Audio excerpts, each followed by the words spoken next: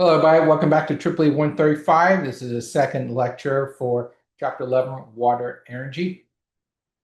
So last time we talked about the different types of kinetic energy, potential energy, dam equivalent head, and the different types of hydroelectric dams.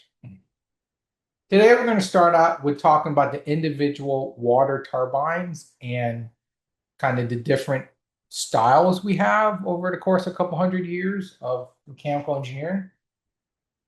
Um, so yeah, we're going to focus mainly on the turbine. Not so much a generator. I assume you already know how a generator looks like and operates from other courses, but turbines might be completely new to you. Okay. So what is the main function of a water turbine in a dam's structure? Is basically to transfer kinetic energy of water to rotational mechanical energy. So water comes in, it's a turbine blades like a giant propeller, it starts spinning, and you have a lot of rotational mechanical energy on this shaft. It'll then spin the generator, and as you know, the generator rotor spins, electrical energy, voltage specifically is induced in the stator windings, which will then transfer energy to the power grid. What's the input for the water turbine? Well, obviously it's going to be the water flow from the penstock, right? So water comes in the turbine, starts spinning the blades. Where does the turbine's output power go? It goes to the generator itself to produce electricity. What are the operational requirements for the water turbine? Remember, because we're connecting directly to the power grid, output needs to be constant torque. So the torque going from the turbine to the generator should be constant to ensure that we have a steady speed in the generator to produce a 60 hertz voltage source on the stator windings. Okay. So remember that we're going to have to always have 60 hertz going out to the grid. So depending on the number of poles in this generator, this turbine is going to have to spin at certain RPMs, but it must be constant. We cannot have any variation with a very, very slight plus or minus 0.05 hertz difference in the speed. Okay, so very, very critical. This all needs to be operated at constant speed. Now, there's one type of a family of turbine types, we will call it, and they're called reaction turbine types. So for this reaction turbine, water will typically enter from the penstock and then flows through the fixed guide, which is basically metal sleeves to let the water kind of create a smooth flow. And then it'll funnel into the rotating bucket part, and that will spin. Okay, so for example, on the left-hand side, water comes in from the penstock, it kind of swirls around a little bit. It'll go through this first set of, you see these little metal veins. They're fixed to guide the water into kind of a giant column, a straight column, smooth water flow.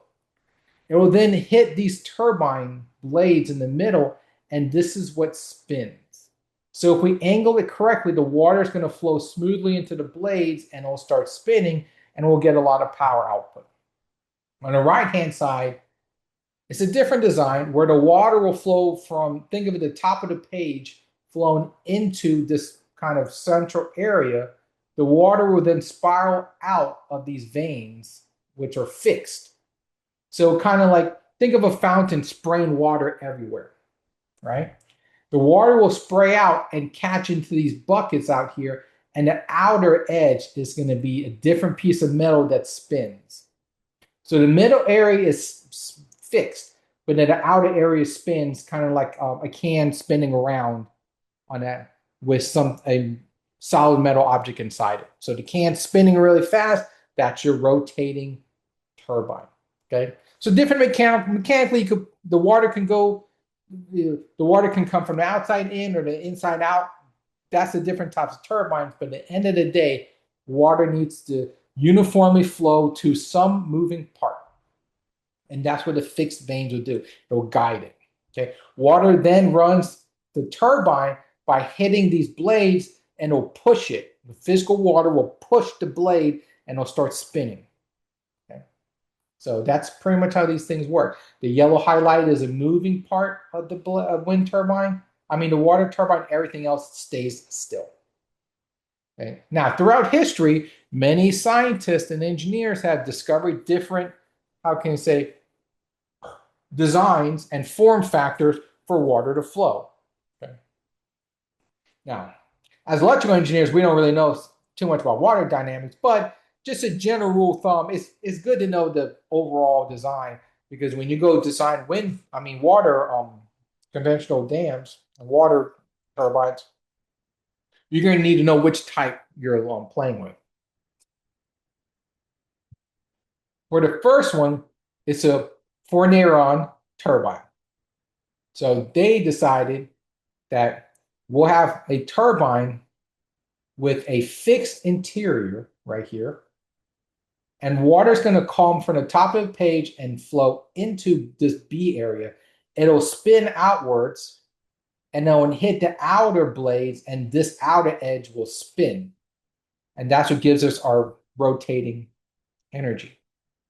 Okay, so that's the overhead view. From the top, think about the water flowing out and into this area. It'll then spit out into these outer blades, and this whole outer cylinder will spin right here. So the water flows in, goes out through these channels and these blades, and then dumps out here and then flows onwards to the after bay. Okay, so water enters the turbine by the penstock, which is kind of up here. It will dump water from above down into the B area. The shield, so this is the metal cylinder. Think about a solid, a can, right? That you could put over the area B. So you see this little kind of solid white area right here? This is a sleeve sliding over. So what you could do is you could actually block the fixed veins from flowing water by putting that sleeve over it. So if you want to lower the water flow, maybe put that sleeve 50% of the veins. So you have 100% of the veins, the water is flowing. You could put 50, you could cover 50% of it, and you're going to lower the water flow by 50%. So raising and lowering the giant metal sleeve A will control the water flow. Okay, so shield A can control water flow by covering the output fixed veins. Then whatever water is left will hit the C area right here, and it will start spinning. Water from fixed veins B in the shield A will hit the turbine's C and start spinning. Okay, so water flows in the middle and spirals outwards and then falls down and everything starts spinning. Okay, so water goes in and feathers out. That's how I like to think about it. Okay, another type, it's kind of the opposite, I would say, is water will flow in to this pipe, kind of funnel around, and these outer fixed veins will let the water kind of spiral inwards. And then the middle area is the turbine blades that spin. So think about all the water coming in the outside and funneling inwards and then down. Okay. So water enters your turbine by the penstock right here or right here, flowing inwards into a spiral casing here, or kind of the side view, the spiral casing that goes around like this. Okay. It will distribute the water 360 degrees around the turbine itself, so water flows in all directions inwards. And then there's small little guide veins, kind of right here. You can see it's like light blue green. Sorry. These are guide veins, kind of yellow in this picture. You can open and close these like a throttle to let water in, or close it to stop the water, or have it half open to have like 50% of the water flow. So you could control the water flow into the Francis turbine by these guide veins closing in and out, kind of like a window that closes in and out. Okay. Whatever water's left will go through the guide veins and hit the Francis turbine, this middle orange part, and this is the spinny part that will spin, and then that will go spin the shaft right here, which goes to the generator above. Okay, so turbine would then turn by water from the spiral casing will hit the turbine blades, and it will turn the turbine, and any water left over will go down into the central middle pipe, and this will be the runner to then go to the after bay. So water flows in from the outside, goes inwards, hits a turbine, and goes down like a toilet and poofs out. And we just keep on going. And this is just as long as water's flowing.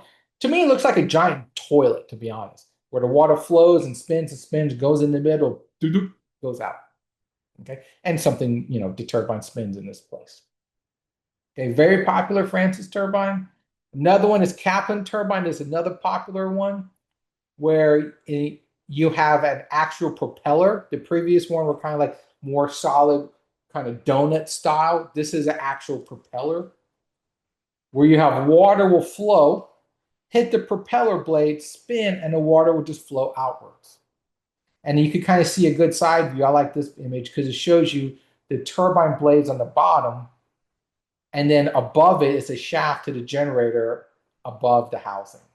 So if you ever go to conventional dam, the generator might be on the floor ground, and then you might have to go to the basement level 1 or 2 to get to the turbine access panel to see all this. So for example, I think the dams I've been at, top floor is a generator, ground floor.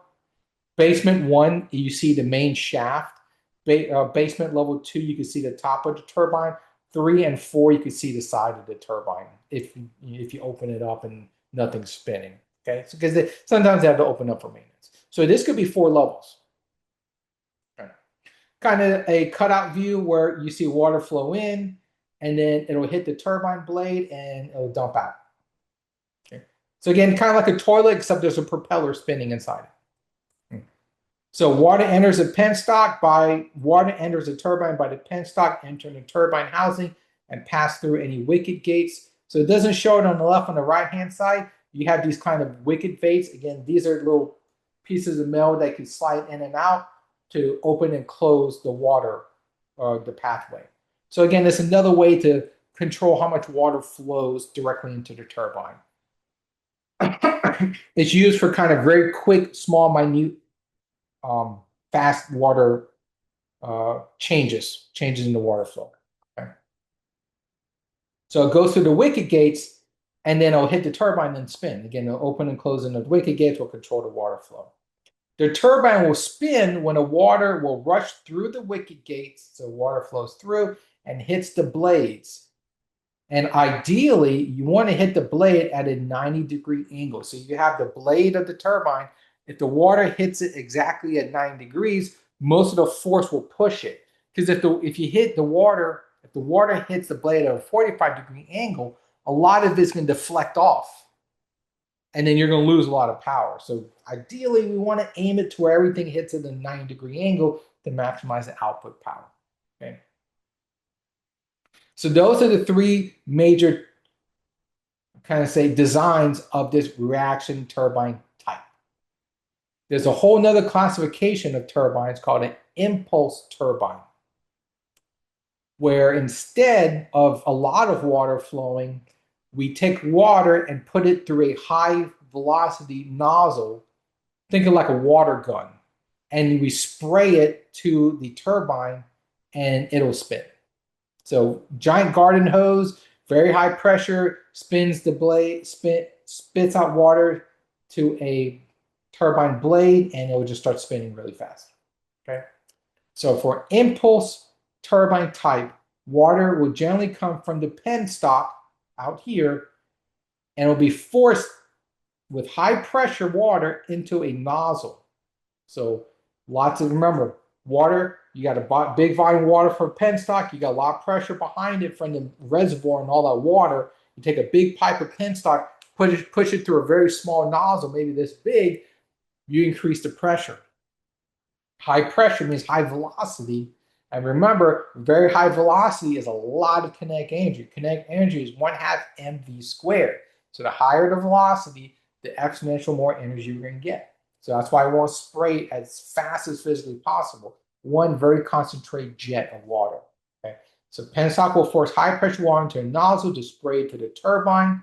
Right? You can open and close the nozzle to control water flow. Okay. On the right-hand side, you can see the main water channel coming in actually splits into two nozzles, and both of them will spray. This one sprays in this direction, the next one sprays in that direction, and you'll spin the actual turbine itself. You can have very complicated systems that might have 6 to 8 of these nozzles in the circular pattern around this turbine. Okay, so water then will turn the turbine by the nozzle spraying the water into the turbine.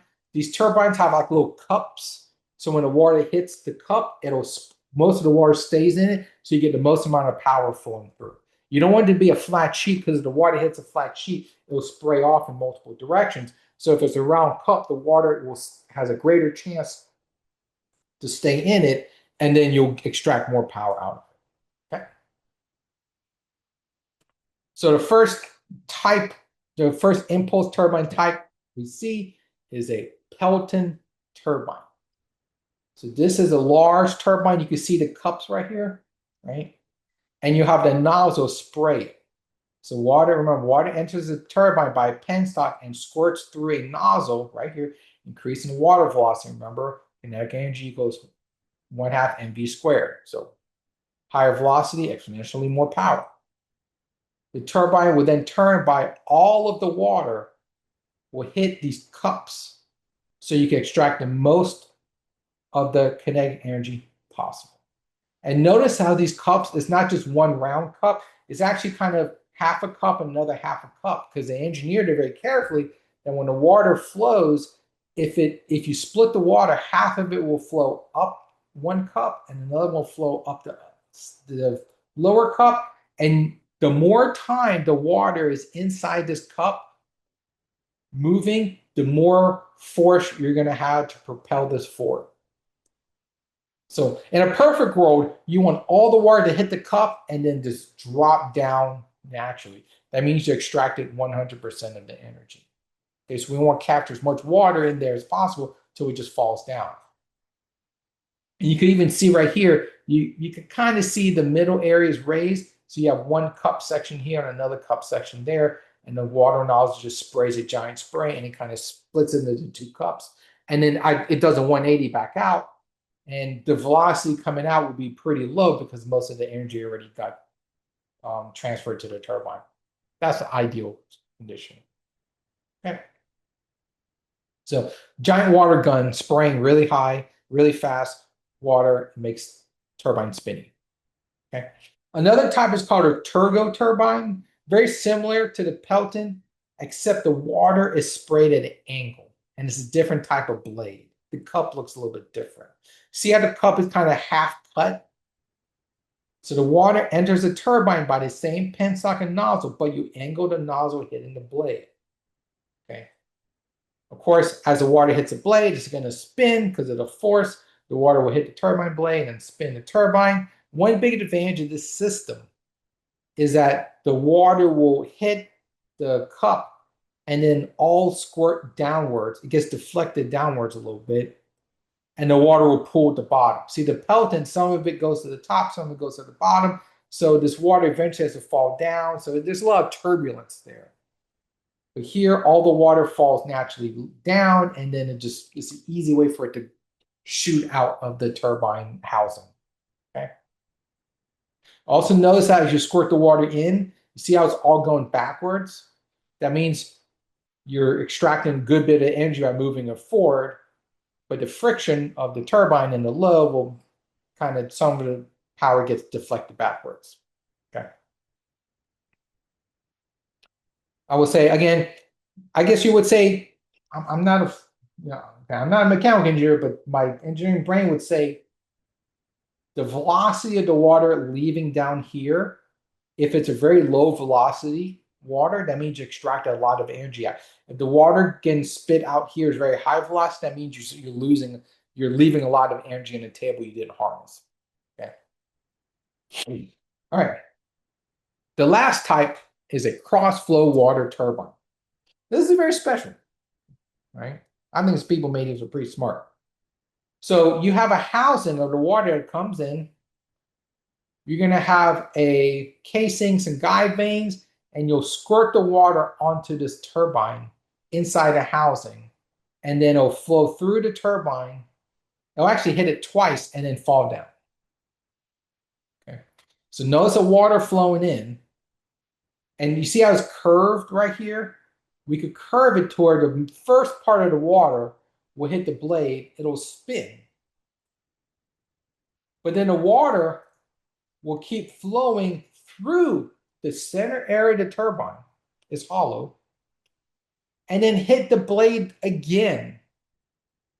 And then spin it even more and then leave. So it's almost like the water is hitting the blades twice and then extracting power. So you get double the power out. Not exactly double, because you have high velocity water hitting here. It's going to slow down a little bit. So you can get not as much power going out, but it's still something. Think of it like a two-stage system. You might get 150% of the power out. That's why it's called cross flow, because it's flowing across the turbine blade itself. Okay. So how does it work? Water enters the turbine by the penstock right here. It flows into the upper manifold and through the casing. You have some guide vanes to kind of, it'll cut off some of the water if you want to slow down, right? Then the turbine will turn by the upper casing right here. The water goes through the upper casing and they hit the top of the turbine. So this top part, the water will then deflect into the turbine and then flow again to the bottom half of the turbine and then make power again or induce power twice. Right? So basically effectively doubling output power. Not exactly doubling it, but you'll get a pretty big increase. Okay. So, I mean, it sounds like a pretty good system. I like double dipping, right? So yeah, those are the 6 types overall. Depending on which type of dam you have, you're going to see different types. Some are really good for large dams, some are really good for small ones. There's different applications. If you ever become a hydroelectric generator engineer, you're going to learn a lot more about the turbine types. Here, we're just kind of letting you know the difference, just mentioning it to you. Okay. All right, so let's change gears. Let's start talking about power, water power in the ocean. Everything we talked about so far is water flowing from a river on the mountain, a large giant ocean, lots of water, there's lots of energy in the ocean. We could use that. Okay. First thing we're going to talk about is tidal power generation. So in the water, if you ever live near the ocean, you notice that there's high tides and low tides. You've heard this before. Okay.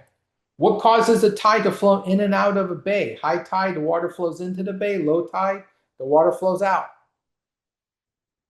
At the end of the day, water moves based on the gravitational pull of the moon, believe it or not.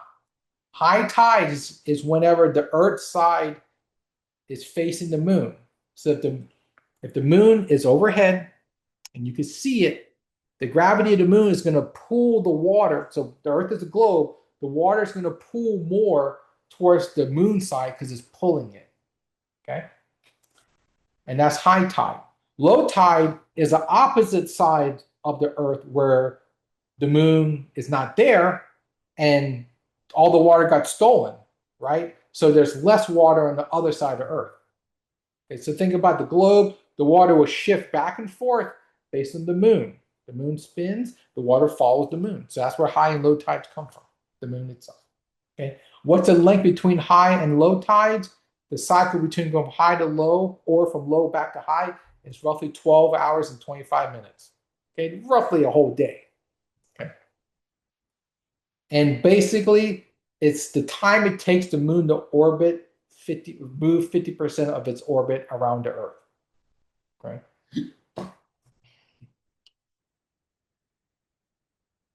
So I would say it's almost 24 hours, 24 hours and 50 minutes, right? So what is the power from the tides that we can harness? So high tide will cause the water to flow towards the land and into the bay because the water has to rise. Okay? Low tide is when the water goes down and the water has to leave the land, near the land.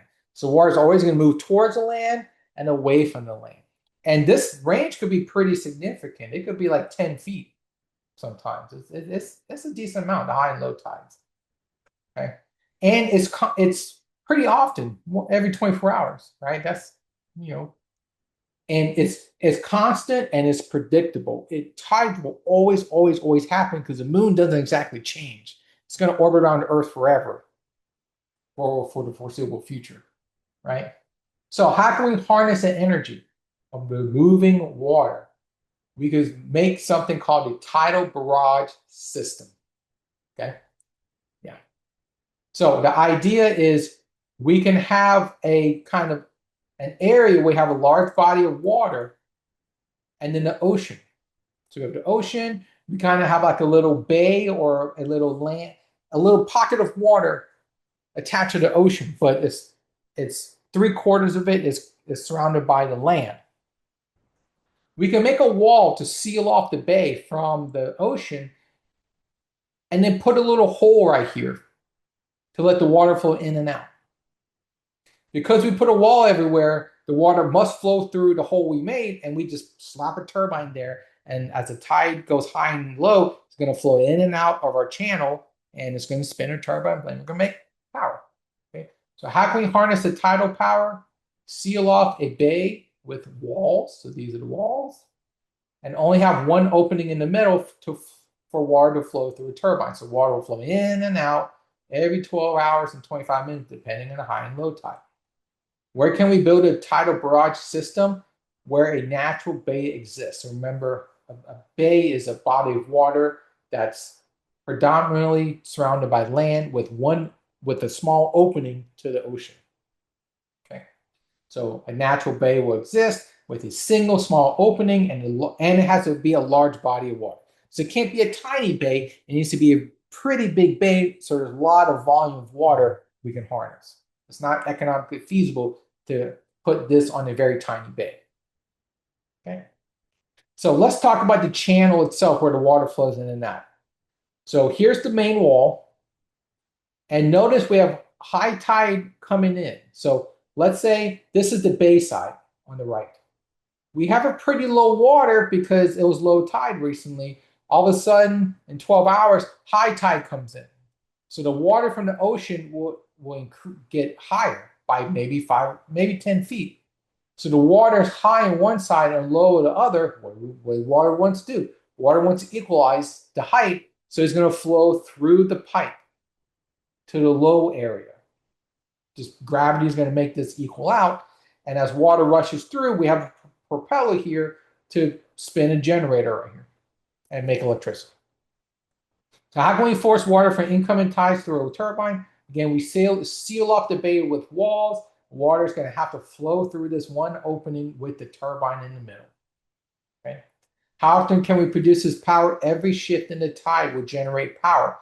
We could generate power when the tide comes in. We could also generate power when the tide goes out. All we got to do is just turn which way this turbine is facing. Okay. Every 12 hours and 25 minutes, we could start the power cycle of generating power. What will affect how much power we harness? Obviously, the biggest one will always be the height difference in the water levels. Whatever the height difference between the ocean water and the bay water is, the bigger its height, the more power we're going to produce. Another thing is flow rate. The bigger this pipe, the more water is going to flow through. We're going to get more power out. We don't want the pipe too big, though. If the pipe is really big, the difference between this elevation is going to end too quick and we're not going to get any power. So this pipe needs to be small enough to make sure the water stays pretty high on one side and low on the other for at least a decent amount of time to make sure there's a lot of rush. The water speed needs to be decently fast to make any power. Okay. So that's the generation side.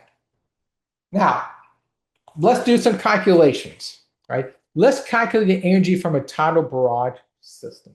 So let's say we have the wall, we have the opening, and then we got the tile in the basin or the bay.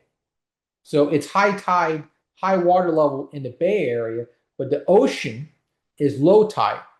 So the water is going to have to rush out.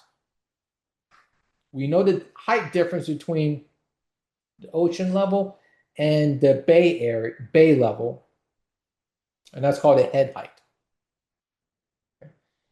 So we can always calculate potential energy by multiplying mass times gravity times the head height. Okay. We don't have to do equivalent head because the pressure is pretty negligible, and then the velocity and all that, we could just simplify and just use it at head height for now. Okay. Now, the mass we have to calculate, remember?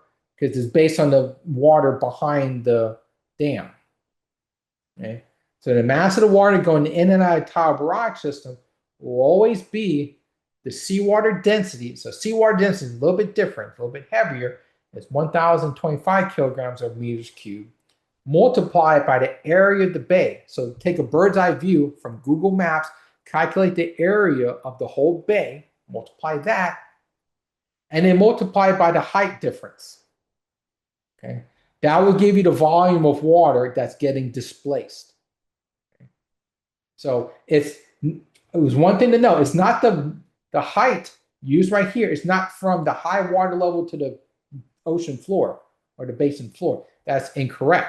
The bottom level of this water is never going to go out to the ocean.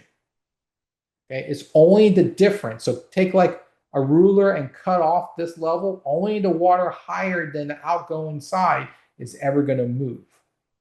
Okay, that's one key factor.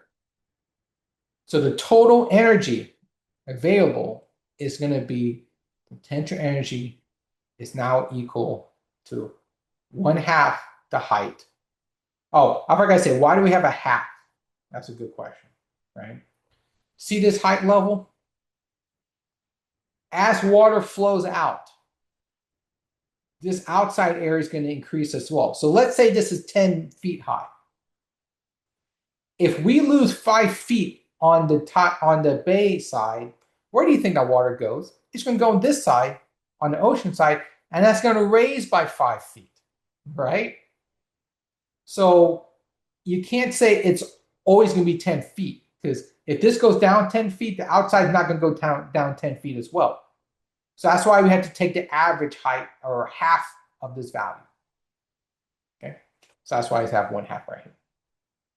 Okay, because sometimes they're going to be the water's going to be all the way up here. Sometimes the water is going to be all the way down here. So it's not always going to be 10 feet. It's not always going to be 0 feet. It's going to be half of 10, which is 5. So the average height right here is 5. And that's what we can use to calculate the average. Okay, so it's 1/2 or half the height. So 1/2 times the seawater density times the area times the total height, and that's mass right here. And then include gravity and the height again.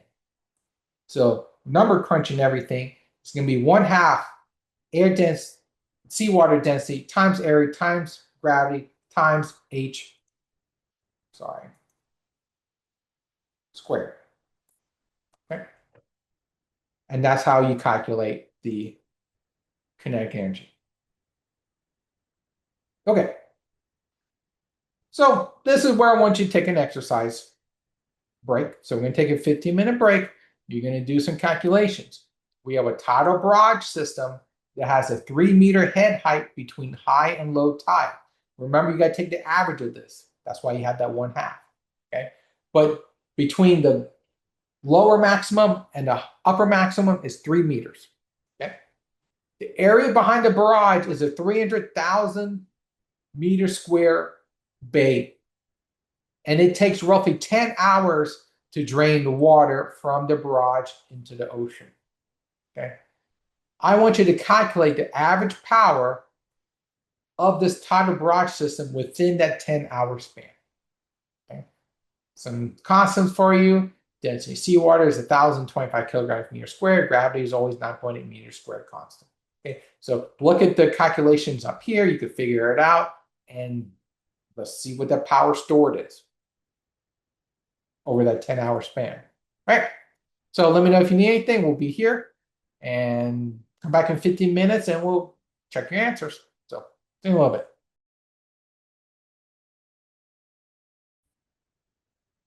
All right, hello. Welcome back to EEE 135, Chapter 11, Water Energy. We're going to go ahead and check out how to do this exercise 1, where we're talking about the power stored in the tidal barrage system. Okay. So remember, tidal barrage system has a 3 meter head height between high and low tides. It has 300,000 meter squared area, and it takes 10 hours to drain a barrage.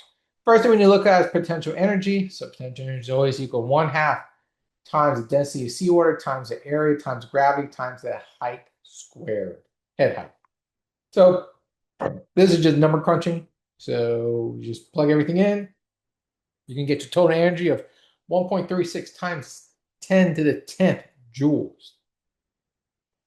Now, we have energy, we don't have power yet. So power is always the total energy divided by the time we release the energy. We said it'll take 10 hours to release all this energy, so divide by 10 hours. Remember, power is always joules over seconds. So we need to convert 10 hours to seconds, so we got multiplied by 3,600 seconds. We cancel out the hours, and we're left with 377 kilowatts. So this tidal barrage system, on average, will put out 377 kilowatts every hour for 10 hours total. Okay. Now, I say average because at the very beginning, when the head height is really big, you can let out more power. But as the difference in the water levels get closer to the middle, your power can get less. So it's always whenever at the very beginning, when you have a big water differential, you spill it all out, lots of power. When it gets very close to the middle, no power. Okay. And eventually it's going to be point towards equal and it will reverse as low and high tides keep shifting back and forth. Okay. So just kind of show you how to do some number crunching. All right, so that's your tidal barrage system. About the closer you can get to a conventional dam, right? Here, we're going to talk about other ways to harness tidal streams of the tide going in and out of from in the ocean to the land and back. Another version is tidal stream generators. These are basically wind turbines put underwater as water turbines. And as the tides go in and out, it will spin the propeller for the water turbine. Okay. So how can we install the energy? How can we harness energy in moving water from tidal changes? In this case, we install water turbines under the water on the seabed to capture water flowing in and out from the high and low tides. Okay. What are some complications for using tidal stream generators? Main thing is any electrical equipment installed underwater must be waterproof. You know, electricity and water don't mix too well. So when you're submerging an entire piece of equipment, you have to make sure all the seals are extremely tight. You know, it's literally watertight, and you have to make sure it can last for like 50 years. So it's really, really, really tall order to make something completely watertight because a little bit of water leaking it could get pretty, it could grow to where it'll submerge the whole generator, and then you're gonna have electrical shorts everywhere, and everything's gonna stop working. Okay, so underwater must be waterproof. Another big thing is how do you do maintenance underwater? You really can't. So you're gonna have to, if you ever have to open this up, do maintenance, you're gonna have to uninstall that, lift it to the surface level, put it on a boat, fix it, and then go back and reinstall it. So that's a lot of work to do some maintenance on this. And you got to remember, this is a moving device. Moving devices with rotational bearings and generator turning, there's lubrication and oil. Rotating things tend to be maintenance intensive. So this is a real thing you got to look into. Lastly, how do you get the power from the bottom of the seabed to the land by the transformer at the substation? You need to install sea cables to bring power to the land. Okay. Now, one big advantage I'll say here that I didn't mention is this can be installed anywhere where there's off the coast where the water's going in and out. You don't have to put in a bay. You don't have to put in special geographical locations. This could be installed anywhere. Right? Tidal barrage, you can only install in very specific areas, but this one, you could literally litter the whole entire coastline with these if you really want to. Okay. It's kind of an image of what the sea generators will look like. So you can see here's one where it has two propellers and they're both side by side, and there's probably mechanical linkages or the generators right here. Either way, the generator's out here or there's mechanical gears. to transmit the power to the middle, and then generators right here. Okay.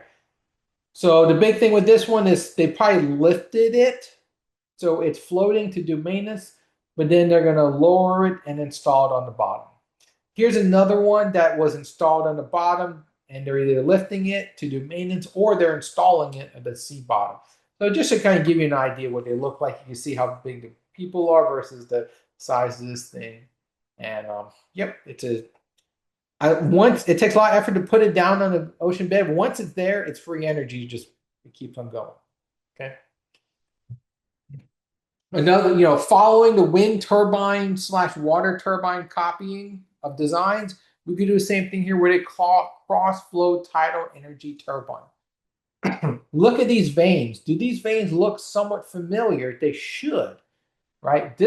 What type of wind turbine did this cross flow turbine take inspiration from? This is a vertical wind turbine design. This is that Darius wind turbine, which has an omnidirectional wind flow to harness. It doesn't matter which way the wind's flowing, you can harness it. Same thing here, right? It has omnidirectional power harness, so it doesn't matter which way the water's flowing. It's just flowing in or out the tides. It'll always spin and create electric energy. Notice there's 4 of them on the shaft, so they all spin. So each one's adding torque to that shaft, and you get the generator unit in the middle spinning to create electric energy. Okay, this is kind of what a cross-flow tidal turbine looks like. Okay, another one we could do is called dynamic tidal power. This is where you have a shore with a lot of water. You don't have a bay, but you still want to use the idea of a channel, a wall with a little hole to let the water go in and out. So instead of having a bunch of walls to encase water, we could just make kind of a T-section to where it'll be harder for the water to flow all the way around to the other side. Instead, it will just flow through the channel, right? So by putting a large obstruction, we could actually get a high height of water here, plus 0.9 meters, and the other side we have a low water level of negative 0.6 meters, so we could have maybe like a 4-foot difference here, which is enough for water to flow in and out. Okay. Now water can always flow around the T-section to the other side, but it takes time for water to flow the long way. It's quicker for the water to flow between the hole right here through the turbines and generators. Okay.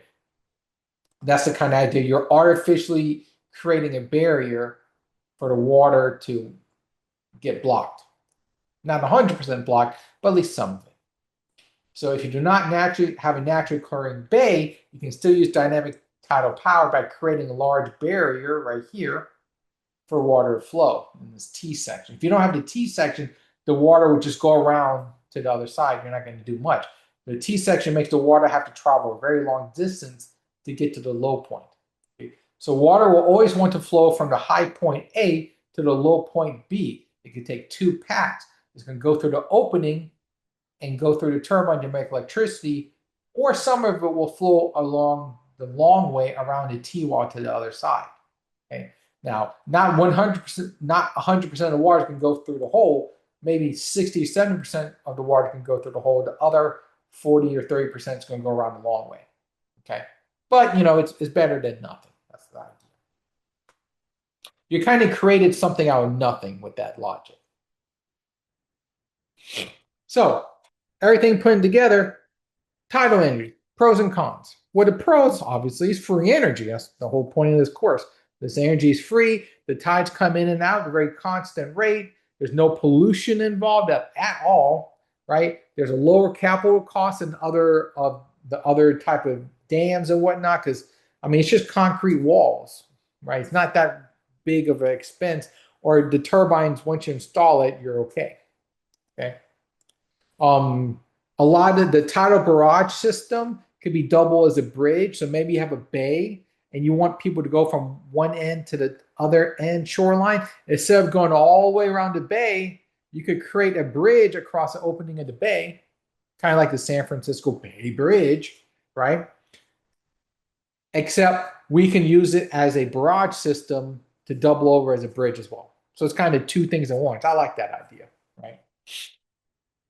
Okay. The cons for the tidal energy is you have to seal off the bay from use. That's the big thing. So if you're using the bay tidal barrage things, your any ship going in and out is going to be a lot harder for it to go, if even possible. So the bay is not going to be used for commercial use anymore. You mess up fish migration because sometimes fish won't go in and out. Now they can't go through it because if they try to go through your pipe, they're going to get chopped up by the turbine blade. So fish kind of get messed up here. You have a low power output mainly because the height difference isn't much. It might be 10 feet at max. That's not going to create a lot of power compared to a conventional hydro dam that could have a 100-meter difference, right? The pressure is not really there because there's not a lot of gravity pressing 10 meters of water to really force that strong squirt of water through the penstock. So a lot of the low pressure means low kinetic energy. The height difference isn't that much. So overall, your output power is not going to be that big for the amount of water flow considering a conventional hydroelectric dam. And that's a con. Lastly, there's limited control. So you have very little control of storing water. So the water goes in and out at 12 hours and 25, 12-hour cycles roughly. You can't stop it. So you can't say, let's hold on to the tide for an extra 2, 3 hours because I need to let the water out later. It's not going to do that for you. So you have to go in and out at the exact moment the tides start rolling in and out. You have no control of when the water flows. It's always going to flow when it wants to. You can always close the whole gate if you want, but then you're losing power. Okay.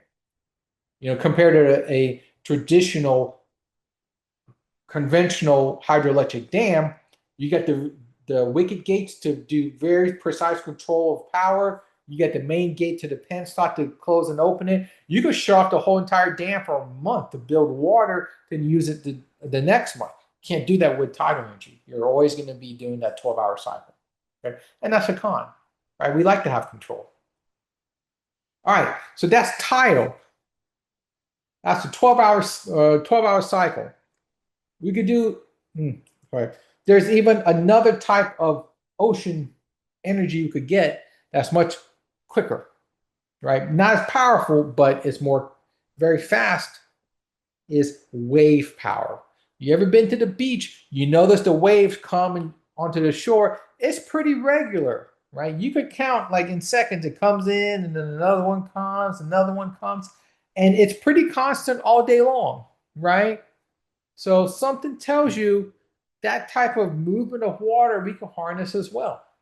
You ever go out to play in the beach and play in the ocean? You get a little deeper. You notice how the waves will pull you up and down, right? It'll also drift you down the beach a little bit, so you can sense there is some amount of energy in the water moving in the waves. Okay, and we could use that. So typically, a wave in the ocean, you'll have a crest and a trough, and you have the height difference.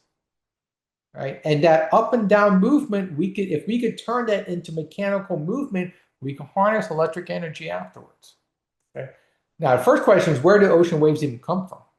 Right? Believe it or not, it's from the wind blowing on the ocean surface. So out in the middle of the ocean, right? Wind will always blow. Remember, sea breezes and all that stuff. The wind's going to blow, and the air molecules is going to skirt the ocean water, and it'll kind of push it a little bit. And as more and more wind hits it, the wave gets higher, it's going to get pushed harder. So it's kind of like an amplification effect that the wave will create more air resistance. And then eventually you can get this oscillation of high and low, high and low. And that's just the air forcing that water movement. I like to think about the air scraping the water on the surface. Okay. As the air blows for miles and miles and miles, the ocean waves get stronger and stronger and bigger. And then eventually it hits the shoreline. And then that's where all the energy gets displaced on the beach. Okay. So how can we harness the energy of wave power? It's there for sure. So you could either use a vertical up and down movement of the wave or the horizontal movement of moving you down the beach. Either one of those can be used for electric generation. So either the up and down vertical motion or the side to side wave movement, you can move a mechanical system. If you can make mechanical movement, you could then move a generator in some form of fashion to create electric energy. That's the idea. So with that being said, we know ocean waves move up and down. The first obvious thing is to let's put something that floats, a buoyant buoy, and as the waves move up and down, this buoy is going to move up and down with the wave. And then we'll move a rod up and down, and that rod can move in and out of stator windings and create electric energy. That's kind of the idea. So what type of movement does this ocean wave cause upon the point absorbers? It's an up and down vertical motion of the waves. A wave crest, the crest of the wave comes in as a crest at the top, the buoy moves up, then the wave moves away, you have the trough, the buoy moves down, so it's up and down motion. How does this movement transfer electric energy? A floating buoy right here will move these permanent magnets attached to the rod up and down. So these magnets will move up and down inside this housing with the stator windings nearby. And as these move up, the north and south poles move up and down, you'll induce AC voltage across these stator windings. And you could eventually bring this to shore and then convert it to a stable 60 hertz frequency and then inject it into the main power system. Okay, so we call this a linear generator because it's not circular like you're used to. It's linear as in a straight line. But technically, this is still a generator. It's called a linear generator. Okay. I guess a side fact of a linear generator, you also have something called linear motor, FYI. And that's typically how monorails work. And a lot of electric train, like maglev or levitation trains, those are also called linear motors or linear electromagnetic machines. Technically, a railgun is also a linear motor as well. Right? So just some food for thought. All right, the next, so let's see them installed. So this is kind of more realistic version diagram, 3D CAD drawing of a point absorber, right? And this is a physical one they're installing, and you'll just move up and down. Now, of course, you just see the top part here, but underneath all this is the bottom area right here. Okay. And this is a movement up, and you see how this thing moves up and down, and you have this rod in the middle. The rod is moving in here, and the generator is right here. Okay. Everything else is just a frame and maybe some ballast tanks just to stabilize the whole structure. Now, big question is, how would you transfer electric energy from the buoy to the power grid? Right? It's always a big issue doing anything in the ocean. Well, we're going to have underground water cables that run from each and every buoy to the main shore line and up to a substation. So this is going to be a big cost. Is you're going to be running underwater power cables everywhere to make sure power ends up on the shoreline. Otherwise, you're not going to do anything. Okay? Or you're not going to create any electric energy to the grid. So point absorber is a big one. Another one, they're called attenuators. I like to call these snakes. So they're basically big cylindrical metal floating device. They're probably plastic. Honestly, not metal. Because metal is going to rust. They're plastic. I call them hot dogs, to be honest. But they're pieces of giant plastic that have hinges, like so. And when you float them on the water, the wave will bend these back and forth. So the hinges will move up and down for the vertical wave. And the horizontal wave, remember I said that it kind of pushes you down the shoreline? That will bend these up and sideways as well. So think about a bunch of links that are just, and the joints are bending back and forth, okay? Now, what type of movement does this ocean wave cause upon the attenuators? It's both vertical up and down motion and horizontal side to side motion. And then it will basically make this joint move all the time, okay? Now, how can we transfer this to electric energy is when these joints move back and forth, the push and pull mechanism or the ocean waves will push and pull a mechanical rod So you can have a set of mechanical rods. So when they bend, some of the rods push in, some of them pull out. Or you can have gas rods. So when they bend, they'll contract the gas and force it somewhere else, like pneumatics. So either way, when you bend something, you can transfer that mechanical or pneumatic gas energy to a generator somewhere else via a crankshaft and turn the generator. So maybe those rods are moving in and out a little bit. We'll attach it to a crankshaft so then it'll start spinning as the rod moves in and out, and it'll turn a generator, right? Or it could be a linear motor. There's several different designs. Or the gas in here could spit out to a turbine and spin it. There's a lot of different versions of these, okay? But at the end of the day, the ocean will continuously make these things move. So this is kind of what it physically looks like. The waves will move up and down, and these joints will move, and that will induce some type of mechanical energy. Another version of it where you can see the waves moving up and down, and all this up and down movement, you can see these metal bars everywhere. They're probably expanding, contracting, and moving and bending, and that can ultimately get transferred to a electric energy system. Okay. So yeah, these little worm snake things, people are trying to use them, right? All right. The last one is called a terminating device. It's kind of theoretical so far. I don't think I've ever heard these being installed, but the idea sounds okay. So we know at the beach, the wave will hit the wall, not a beach of sand, but let's say a kind of a rock wall. We know the waves hit the rock wall and splash on it and move back out. So somebody said, let the water splash onto the wall, but let's let some of the water go up into a hole. And as the water fills a hole, it's going to displace the air out of the hole, right? That's why I think if you have some caves near an ocean opening, when this wave splash a cave, the air will rush in and out of the cave, and you can make a whistling noise. That some very long time ago, a lot of pirates would be scared that you got a bunch of whistling and whooshing up the air in the ocean. It's because of the waves are hitting it and forcing the air out. That's all it is. But back then they didn't know this, so they thought it was a ghost and superstition and shenanigans like that. So same logic as the water goes into the cavity, it forces the air out, and then we could just put a wind turbine here to make the air spin the wind turbine as the waves go in.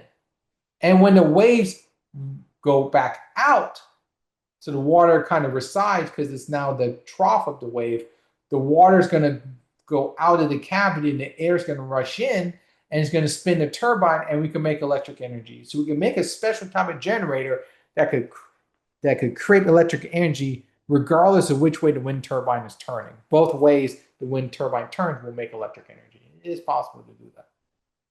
That's how these work. So what type of movement does the ocean wave cause upon these type of terminating devices? All right, so let me change this.